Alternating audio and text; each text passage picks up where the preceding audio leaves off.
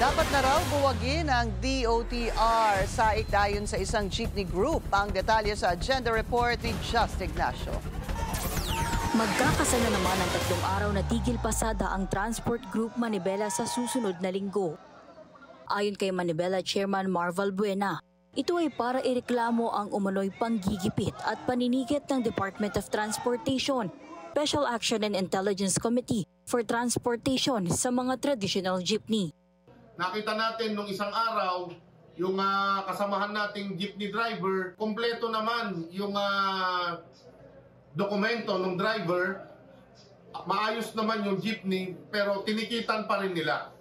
Tingin ni Valbuena, traditional jeepney lang ang pinupuntirya ngayon ng DOTR SAIC dahil tumatanggap umano ng payola ang ahensya mula sa ibang sektor ng transportasyon.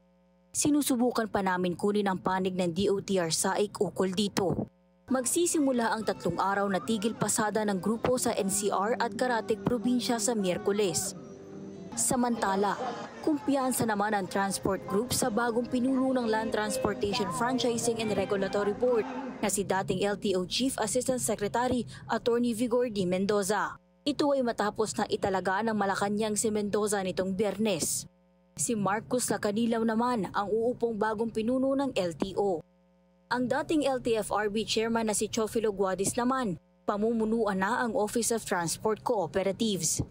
Ayon sa Manibela, pangamba lang nila na baka mabago na naman anya ang napag-usapan dati ng grupo, kasama ang mga nabanggit na ahensya ng transportasyon. Sinasabi natin na may mga nasimulan na para kami ay makapagbiyahe ng maayos, mabigyan kami ng provisional authority na wala na naman. Pero sana sa bagong palit na chairman ng LTFRB, kung ano yung mga nasimulan na usapan, sana magtuloy-tuloy po ito. Plano naman ng grupo na magkaroon ng panibagong dialogo kasama ang bagong chairman ng LTFRB. Para sa agenda, Just Ignacio, Billionaire News Channel.